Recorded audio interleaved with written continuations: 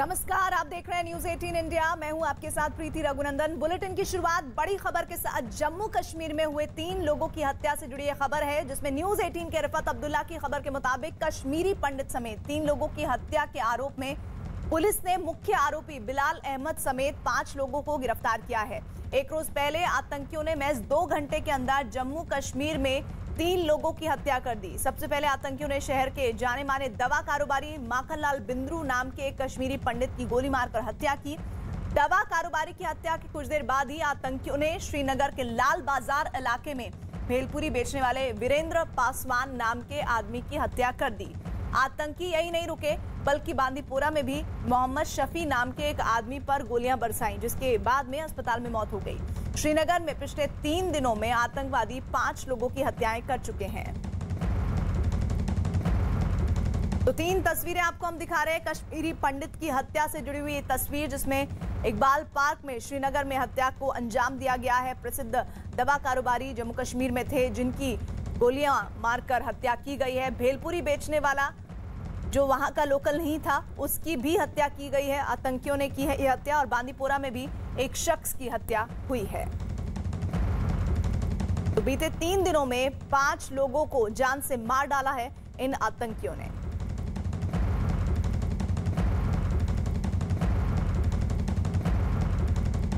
एक वर्ग है जो लोकतांत्रिक प्रक्रिया में बाधा डालना चाहता है, कश्मीर में सामान्य हो रहे जनजीवन को अस्त व्यस्त दिखाकर अपनी राजनीतिक रोटी सेकना चाहता है। और इन सब के पीछे वे लोग भी जिम्मेदार हैं, महबूबा मुफ्ती जैसे लोग, जो आए दिन भड़काऊ बयानबाजी करके कश्मीर में लोकतांत्रिक प्रक्रिया जो तेजी से आगे बढ़ रही है उसे बाधित करने का प्रयास करते हैं। और वो जो फ्रिंज एलिमेंट है जो इंसर्जेंसी को बढ़ावा देता रहा है उसको एकजुट करके अपने वोट बैंक की राजनीति साधने की कोशिश करते हैं। कश्मीर घाटी में लोगों का खून बह रहा है। आतंकियों को कश्मीरी पंडित माखनलाल बिंद्रू की बेटी श्रद्धा बिंद्रू ने किस तरह से खुली चुनौती दी है, यह भी सुनना जरूरी है। एक रोज पहले माखनलाल बिंद्रू की आतंकियों ने गोली मारकर हत्या कर दी है, लेकिन बिंद्रू की बेटी ने इन आतंकियों को करारा जवाब दिया है।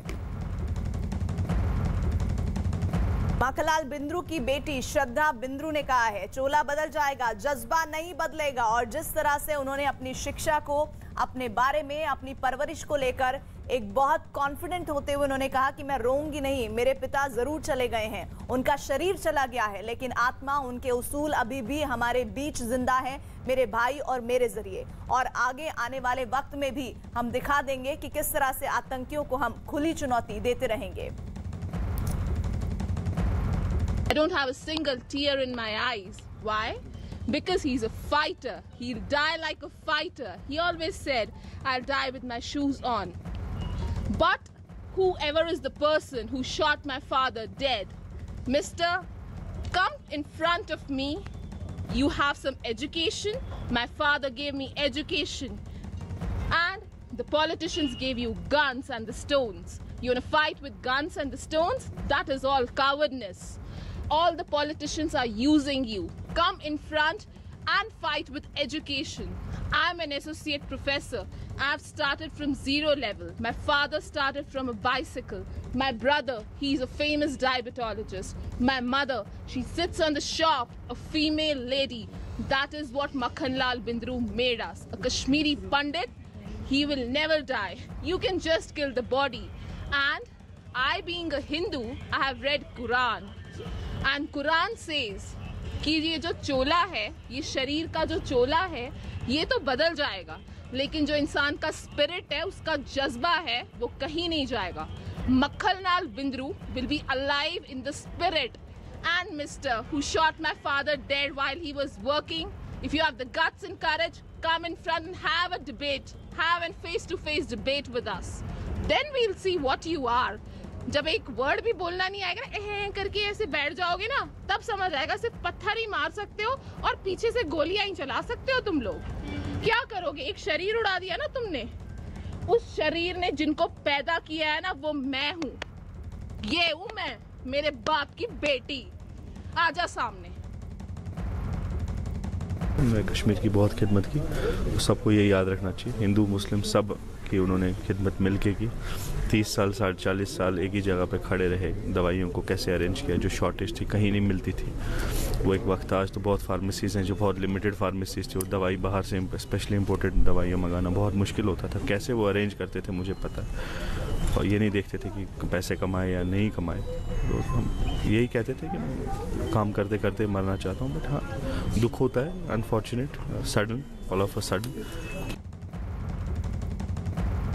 और इस बीच एक बड़ी खबर आ रही है, श्रीनगर में बिंद्रू के नाम पर सड़क की बात की जा रही है। माखनलाल बिंद्रू की कल हुई थी हत्या और नगर पालिका की बिंद्रू को श्रद्धांजलि है कि उनके नाम पर सड़क का नाम रखा जाएगा, बिंद्रू के नाम पर होगा सड़क का नाम। और इस पूरे मामले में कल जब ये खबर आई थी तब से ही लोग दहशत में हैं, खास तौर पर जम्मू कश्मीर के वो लोग जो माखनलाल बिंद्रू और उनसे जुड़ी हुई दवा के जो कारोबार हैं उससे बहुत ज्यादा अपने आप को महसूस करते थे कि जो दवा, जो मेडिसिन कहीं नहीं मिलेगी वो उन दवा कारोबारी की शॉप पर जरूर मिल जाएगी। और उनकी मौत की खबर के बाद से ही लोग सख्ते में। हमारे साथ हमारे सहयोगी रिफत अब्दुल्ला इस खबर पर जुड़े हैं। रिफत, नगर पालिका की बिंद्रू को श्रद्धांजलि, और भी बहुत सारी श्रद्धांजलियों के तरीके हो सकते हैं, लेकिन ये श्रद्धांजलि भी अपने आप में नायाब है और आतंकियों को एक जवाब भी है कि आप लोकलों को टारगेट करें लेकिन हम अपने हौसलों को रुकने नहीं देंगे।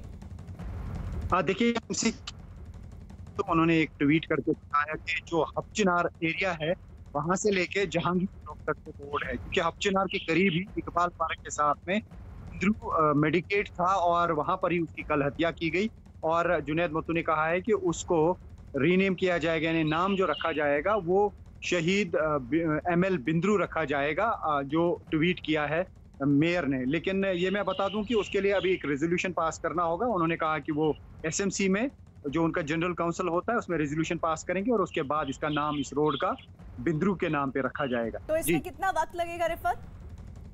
देखिए, कब मीटिंग होगी ये तो मेयर बताएगा। जब कॉल की जाएगी SMC की मीटिंग, उनकी एक जनरल काउंसिल होती है, उसमें उनकी मीटिंग होगी और उसके बाद ही ये नाम तय किया जाएगा। अगर जनरल काउंसिल में राय इस बात पे बनी तो उसके बाद ही प्रोसेस किया जाएगा।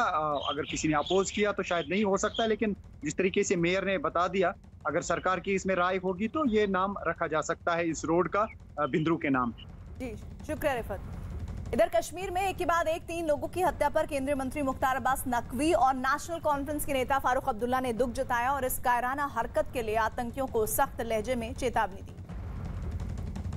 इस तरह की जो कायराना हरकतें हैं उससे अगर कुछ आतंकवादी या आतंकवादियों के आका ये समझते हैं कि जम्मू कश्मीर के विकास और जम्मू कश्मीर में जो विश्वास का माहौल बना है उसको कमज़ोर होगा, बिल्कुल नहीं होगा। और इस तरह की जो लोग भी हरकतें कर रहे हैं उनको सख्त सख्त सज़ा हमारे सुरक्षा बल दे रहे हैं और आगे भी देंगे। इस बात को वो अच्छी तरह से जानते हैं। एक आदमी अच्छा आदमी आज इस दुनिया को छोड़ गया है, उसको हमारे शैतानों ने उसे मार डाला है।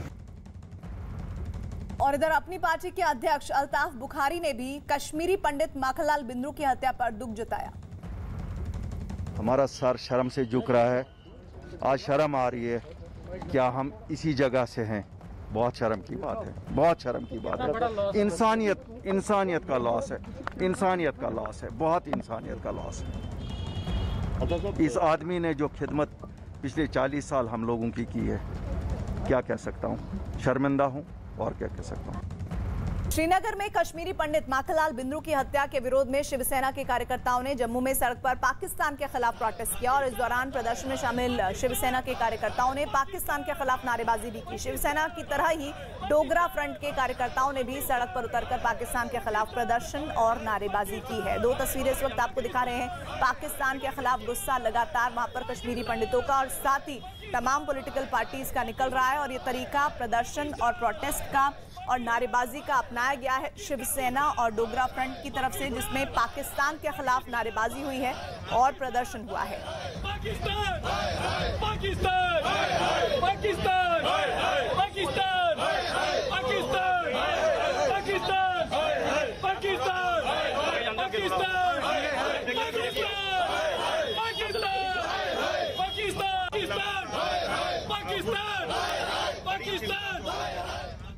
पाकिस्तान, पाकिस्तान अपनी कठपुतलियों के सहारे लगातार अपनी नापाक हरकतों को जारी रखे है। हमारी मांग है कि अगर प्रधानमंत्री जी अपने कश्मीर में अमन बहाली वाले दावे को पुख्ता साबित करना चाहते हैं तो पाकिस्तान के ऊपर जोरदार हमला करना होगा। करता ही आ रहा है, कभी बॉर्डर पे करता है, कभी यहाँ पे कर रहा है। तो अब हमारा ये फैसला करने का समय आ गया है कि पाकिस्तान को जो पीछे से छुप छुप के वार करता है, हम भी उसी की भाषा में उसको जवाब दें। रिफत अब्दुल्ला हमारे साथ हमारे सहयोगी जुड़े हुए हैं। रिफत, बिलाल अहमद नाम के जिस शख्स को डिटेन किया गया है उसका आतंकी संगठनों से किसी तरह का ताल्लुक ये अभी तक क्लियर हुआ है कि नहीं है? देखिए, पुलिस जो है मामले की तहकीकात कर रही है, जिसमें पहले कहा था कि 5 लोगों को डिटेन कर दिया गया है, 5 लोगों को गिरफ्तार किया है, उनकी क्वेश्चनिंग हो रही है और उसमें भी शामिल है। हालांकि इस तरीके से पुलिस कह रही है कि क्राइम एक्यूज्ड है, लेकिन क्या एस्टैब्लिश हो पाया है या नहीं ये पुलिस बताएगी, क्योंकि मामले की इन्वेस्टिगेशन लगातार की जा रही है। जैसा मैंने पहले भी कहा था कि सीसी कैमरास की फुटेज जो है वो खंगाली जा रही है, क्योंकि काफी जगहों पे सीसी कैमरास लगे हुए हैं। बिंद्रू की जो शॉप है वहाँ पे भी सीसी कैमरास लगे हुए थे, इर्द गिर्द जो दुकानें हैं वहाँ पे भी सीसी कैमरास लगे हुए हैं। जो रोड है वो काफी इंपॉर्टेंट बिजी एरिया रहता है, तो जहाँ वहाँ पे बिल्डिंग्स हैं वहाँ पे भी सीसी कैमरा लगे हुए हैं। तो देखना होगा कि किस तरह की फुटेज सामने आती है और आगे जब ये प्रोसीड करेंगे इन्वेस्टिगेशन को तो क्या कुछ सामने आएगा। फिलहाल मामले की तहकीकात की और इस इन्वेस्टिगेशन में थोड़ी तेजी की भी जरूरत है, क्योंकि कल की घटना है और आज तक पुलिस के पास क्या जानकारी आई है इसके बारे में भी डिटेल होनी चाहिए। इधर कश्मीरी पंडित माखनलाल बिंद्रू की हत्या के बाद जम्मू शहर में कश्मीरी पंडितों ने भी पाकिस्तान के खिलाफ मोर्चा खोल दिया है। पाकिस्तान का विरोध जताने के लिए प्रदर्शन कर रहे लोग हाथों में नारे लिखी तख्तियां लिए दिखाई दे रहे हैं। इस विरोध प्रदर्शन में बड़ी संख्या में महिलाएं भी शामिल हुई हैं। जिस कश्मीर को खून से सींचा वो कश्मीर हमारा है, जिस कश्मीर को खून से सींचा वो कश्मीर हमारा है। पाकिस्तान एमएल बिंद्रू कि जितने भी माइनॉरिटीज कश्मीर वैली के अंदर है, चाहे वो बिहार के लोग हैं, यूपी से हैं, राजस्थान से हैं, या माइनॉरिटी कश्मीरी पंडित नौजवान जिन्होंने 2010 में एक इनिशिएटिव किया कि हम कश्मीर जाएंगे, आज आप उनके जिम्मेदारी ले लीजिए, कहीं उनके साथ भी ऐसा ना बने। अगर कुछ भी उनके साथ अनटूवर्ड हुआ उसकी जिम्मेदारी सरकारों की होगी। रिफत, कश्मीरी पंडितों का पलायन एक बहुत बड़ा मुद्दा जम्मू कश्मीर में रहा है, लेकिन ये घटना एक बार फिर से कश्मीरी पंडितों के बीच एक दहशत और एक डर का भाव पैदा करेगी। ऐसे में सरकार और सेना की चुनौतियां किस तरह बढ़ेंगी आने वाले दिनों में? देखिए, बिल्कुल सही कहा आपने। क्या ये उस डायरेक्शन की तरफ इशारा दे रहा है? क्योंकि सरकार ने हाल ही में एक सर्कुलर जारी किया, एक पोर्टल भी शुरू किया और कश्मीरी पंडित चूंकि यहाँ से माइग्रेट हुए हैं, काफी सारे कश्मीरी पंडित ये कह रहे थे कि उनकी प्रॉपर्टी पे किसी ने कब्जा किया या उन्हें मजबूरन वो उस टाइम बेचनी पड़ी प्रॉपर्टी। तो इस वजह से सरकार ने, खासतौर से लेफ्टिनेंट गवर्नर मनोज सिन्हा ने एक पोर्टल शुरू करवाया और सारे कश्मीरी पंडित से कहा गया कि अगर उनकी कोई ग्रीवेंस है, उनकी कोई शिकायत है या वो चाहते हैं कि उनके किसी जगह अगर उनकी जमीन पे कब्जा किया गया, मकान पे कब्जा किया गया, अगर वो चाहते हैं कि वो कब्जा हटाया जाए तो वो अपनी शिकायत दे सकते हैं। और डिप्टी कमिश्नर को कहा गया कि अगर शिकायत दुरुस्त पाई गई तो फौरन कार्रवाई की जानी चाहिए। साउथ कश्मीर में हमने देखा कि कार्रवाई हुई, कुछ कनाल जमीन जो है ऑर्चर्ड वो खाली भी कराए गए। हालांकि वो जिसके पास थी वो जमीन, वो ये कह रहे थे कि वो उसका रखरखाव कर रहे थे। खैर, इस तरीके की जो स्कीम शुरू की गई, या मैं ये कहूँ कि इस तरीके की कोशिश जो शुरू की गई, ऐसे में अब देखना होगा कि क्या कश्मीरी पंडित जो है फर्दर उस चीज को प्रोसीड करेंगे, यहाँ आने की क्या कोशिश करेंगे, क्योंकि ये जो कश्मीरी पंडित थे बहुत ही वेल नोन फेमस शख्स थे। तो अगर इसकी हत्या होती है तो बाकी कश्मीरी पंडित ये सोचेंगे कि वो यहाँ पे सिक्योर नहीं है। क्या वही एक कोशिश थी कि ऐसे आदमी को जो है उसकी हत्या हो ताकि बाकी ना आ सके? ये देखने वाली बात होगी। आगे प्रोसीडिंग्स जो चलेंगी।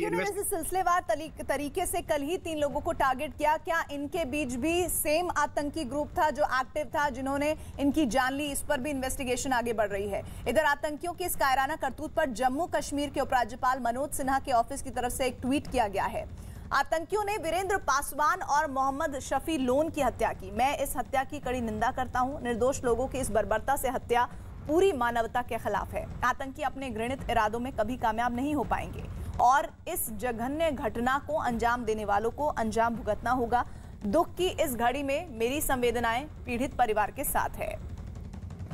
श्रीनगर में दवा की दुकान चलाने वाले कश्मीरी पंडित माखनलाल की हत्या के बाद नेशनल कॉन्फ्रेंस के नेता उमर अब्दुल्ला ने भी ट्वीट किया और लिखा है, ये दिल दहला देने वाली खबर है। वो एक बहुत अच्छे इंसान थे। मुझे बताया गया कि आतंकियों से डरकर वो कभी भागे नहीं और अपनी दुकान हमेशा खोलते रहे। इस हत्या की कड़ी निंदा करता हूं और पीड़ित परिवार के प्रति मेरी संवेदना है। ईश्वर उनकी आत्मा को शांति दे। बीजेपी ने दावा किया है कि कश्मीर में हालात सुधरने से आतंकी बौखलाए हुए हैं और आम लोगों को टारगेट कर रहे हैं। आतंकवाद का बहुत ही घिनौना चेहरा है। एक आम निहत्थे और बेगुनाह आदमी को मारना किसी मजहब या किसी जात में इसकी इजाजत नहीं है। बिंद्रू जैसा इंसान जो बहुत ही शरीफुल नफ्स और साबिर इंसान था, तो उसका मकसद ये है कि जो कश्मीर में उसका सपोर्ट आज तक चल रहा था वो सपोर्ट खत्म हो गया। अब पाकिस्तान कहीं ना कहीं किसी न किसी तरीके से, चाहे ड्रग्स की सूरत में, चाहे गैंगवार की सूरत में, चाहे मिलिटेंसी की सूरत में, यहाँ के नौजवानों पर एरेंजेस निकल रहा है।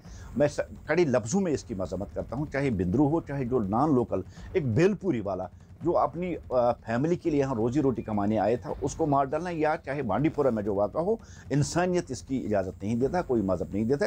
ये दरिंदे हैं और दरिंदे ही ऐसा कर सकते हैं।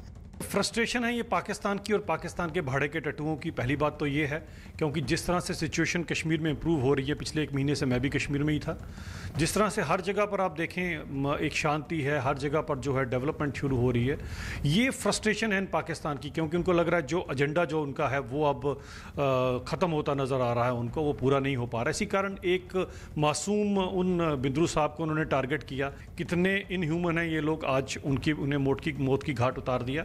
लेकिन एक चीज़ मैं आपको श्योर कर सकता हूँ अपनी तरफ से कि बहुत जल्दी एक गोली इनके सीने में भी उतार दी जाएगी और ये बदला लिया जाएगा। और कश्मीर घाटी में लोगों का खून बहा रहे आतंकियों को कश्मीरी पंडित माखनलाल बिंद्रू की बेटी श्रद्धा बिंद्रू ने आतंकवादियों को खुली चुनौती दी है। एक बार फिर से सुनाते हैं आपको माखनलाल बिंद्रू की बेटी ने क्या कहा।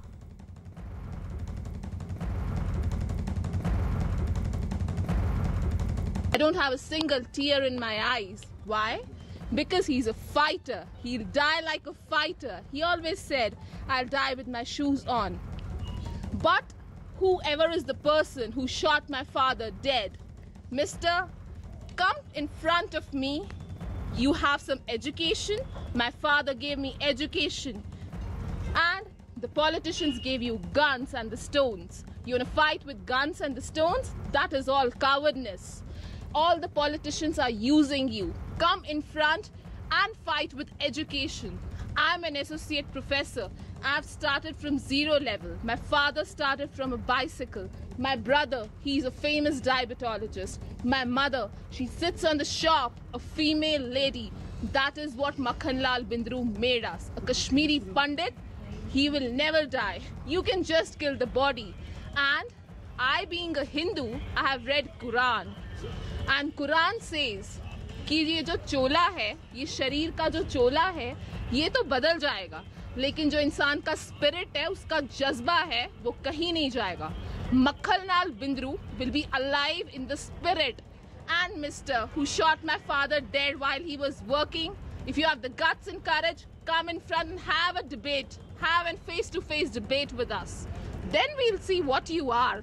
जब एक वर्ड भी बोलना नहीं आएगा ना, एह करके ऐसे बैठ जाओगे ना, तब समझ आएगा सिर्फ पत्थर ही मार सकते हो और पीछे से गोलियां ही चला सकते हो तुम लोग। क्या करोगे? एक शरीर उड़ा दिया ना तुमने। उस शरीर ने जिनको पैदा किया है ना, वो मैं हूँ। ये हूँ मैं, मेरे बाप की बेटी। आजा सामने।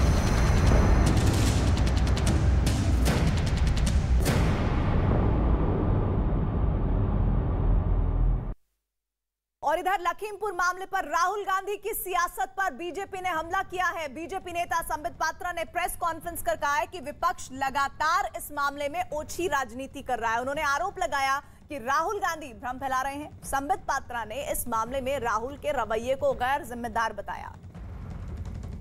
राहुल गांधी जी ने पोस्टमार्टम के ऊपर सवाल उठा दिए।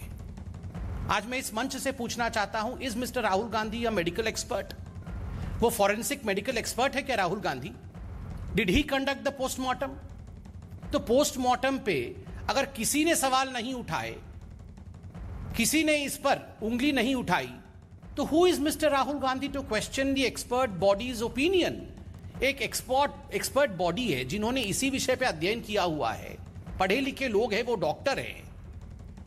उन्होंने अपने कंक्लूजन को दिया है एक साइंटिफिक प्रोसेस के बाद।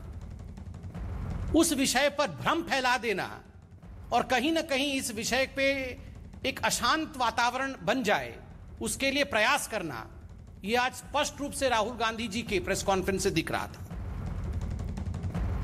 राहुल गांधी जी ने पुनः वही किया जो राहुल गांधी हर बार करते हैं, गैर जिम्मेदाराना रवैया, irresponsibility. Irresponsibility has become the second name of mister Rahul Gandhi. गैर जिम्मेदाराना रवैया, अधैर्यपूर्ण रवैया, अशांति को भंग करना और भ्रम फैलाना, यही राहुल गांधी जी का मुख्य ध्येय और मुख्य उद्देश्य रह गया है।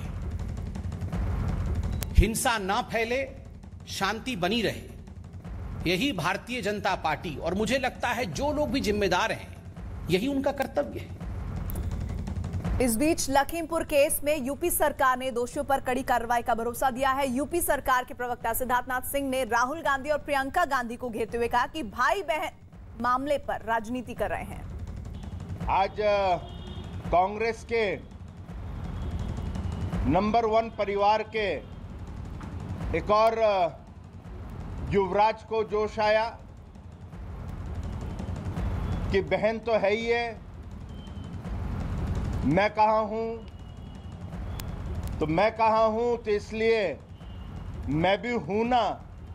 उन्होंने कहा हम भी पर्यटन पे निकल लें। ये विपक्ष के लोग और विशेष रूप से कांग्रेस के दोनों भाई बहन उछल रहे हैं। आप वहां पे जाना चाहते हो, परिवार से मिलना चाहते हो, कहते हो कि उन लोग नाखुश हैं। अरे किसान यूनियन के एक नेता ने स्वयं आकर जॉइंट पीसी करी और वो समझौता हुआ है। उस समझौते से सब लोग वहां के खुश हैं और वहां पे एक शांति का माहौल आ रहा है। लेकिन आप लोगों को वीडियो बना बना के चढ़ाने की आदत हो गई है। बीजेपी नेता जगदंबिका पाल ने भी राहुल और प्रियंका गांधी पर हमला किया। उन्होंने राहुल पर क्या कहा, आइए सुनिए। जगदंबिका जी, राहुल गांधी कह रहे हैं कि हिंदुस्तान में अब डिक्टेटरशिप हो गई। देखिए, अगर उनको जमीनी हकीकत का अंदाजा होता तो जो फैसले हैं, जो जनादेश है, लोकतंत्र से ही हो रहा है। उन्हें बंगाल में सोचना चाहिए कि आज बंगाल से भी कांग्रेस जीरो हो गई, जहां से उन्होंने अपना लोकसभा में नेता बनाया हुआ था। और आज इतने दिनों से आंदोलन चल रहा है, लगभग किसान आंदोलन 1 साल से उत्तर प्रदेश में हो गया। देश में 11 बार भारत की हमारी सरकार ने कृषि मंत्री हों, नरेंद्र सिंह तोमर जी हों, गृह मंत्री जी हों, अमित शाह जी, पीयूष गोयल जी हों, सब ने बात किया, कहा कि इस कानून में अगर कोई कमी हो, कोई खामी हो, हम उसको संशोधित करने के लिए तैयार हैं। लेकिन भारत की लोकसभा, राज्यसभा में 6-6 घंटे बहस हुई है, विपक्ष ने भी पारित किया है। और अब वो कानून जो किसानों के हक में है, उसको लेकर के अगर ये विपक्ष अब सियासत कर रहा है, तो मैं पूछना चाहता हूँ कि आखिर क्यों? अगर खीरी लखीमपुर में एक दुर्भाग्यपूर्ण घटना घटी है, तो आज वहाँ सबसे पहली क्या है, विपक्ष के नाते ये जिम्मेदारी नहीं है कि वो बयान दे रहे हैं राहुल गांधी कि हम दबाव बनाने जाना चाहते हैं। तो मुझे लगता है कि दबाव नहीं, वो केवल अपनी खोई हुई ज़मीन को के लिए तलाश करने जाना चाहते हैं। लखीमपुर दौरे की इजाजत के लिए कांग्रेस की चिट्ठी में अपनी पार्टी का जिक्र होने पर टीएमसी ने राहुल पर पलटवार किया। टीएमसी नेता कुणाल घोष ने ट्वीट कर राहुल गांधी पर नाकाम रहने का आरोप लगाया। उन्होंने राहुल पर पंजाब में जारी घमासान रोकने में भी नाकाम रहने का आरोप लगाया। और एक दिन पहले कांग्रेस ने यूपी सरकार को लिखी चिट्ठी में टीएमसी को दौरे की मंजूरी दिए जाने की दलील दी थी। और लखीमपुर दौरे की मंजूरी पर मचे घमासान पर टीएमसी नेता कुणाल घोष ने राहुल को निशाने पर लेते हुए ट्वीट किया है। राहुल गांधी को उन्होंने लिखा है कि राहुल गांधी को यह समझ लेना चाहिए कि टीएमसी के सांसद लंबी लड़ाई के बाद लखीमपुर पहुंचे। उत्तर प्रदेश के अमेठी में कांग्रेस अपनी परंपरागत अमेठी सीट में हार गई, लेकिन टीएमसी ने बंगाल में बीजेपी को हराया। पंजाब में कांग्रेस घमासान रोकने में नाकाम रही। राहुल गांधी को तथ्यों को तोड़ मरोड़ कर लोगों को भ्रमित करने की कोशिश नहीं करनी चाहिए। लखीमपुर दौरे की मंजूरी पर टीएमसी और कांग्रेस के बीच मचे घमासान पर टीएमसी नेता सुष्मिता सेन ने क्या कहा, सुनिए। कांग्रेस के प्रतिनिधिमंडल को आखिरकार इजाजत तो मिल गई, लेकिन टीएमसी के प्रतिनिधिमंडल को पहले जाने की इजाज़त मिली और कांग्रेस ने अपने पत्र में इस बात का जिक्र भी किया कि टीएमसी को इजाज़त मिली लेकिन कांग्रेस को नहीं इजाज़त मिली। ये सच है कि टीएमसी की चेयरपर्सन ममता बनर्जी जी ने 5 लोगों का डेलीगेशन भेजा किसानों के साथ मिलने के लिए, पर इसमें कोई परमिशन की बात नहीं है। हमने किसी से परमिशन मांगा भी नहीं, पर जो वहाँ सेक्शन धारा 144 लागू था उसमें था कि 5 लोगों तक 5 जने जा सकते हैं।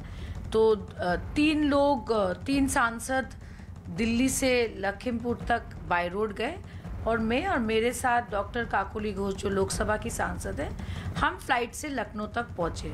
सो ये गलत लिखा है। अगर कांग्रेस ने कहीं लिखा है कि हमको परमिशन दिया, हमने कहीं परमिशन नहीं मांगा, पर हमने ज़रूर ध्यान रखा कि सेक्शन 144 का उल्लंघन नहीं होना चाहिए।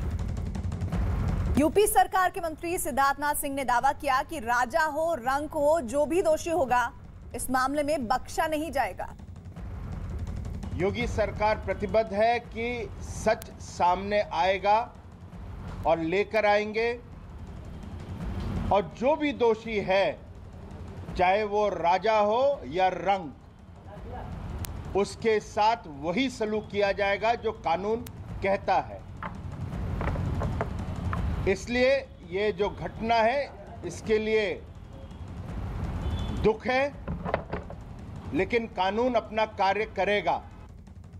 और लखीमपुर मामले में अभी तक क्या हुआ है, यूपी के ADG law and order Prashant Kumar ने पूरी जानकारी दी है। क्या कहा है उन्होंने, आइए आपको सुनवाते हैं।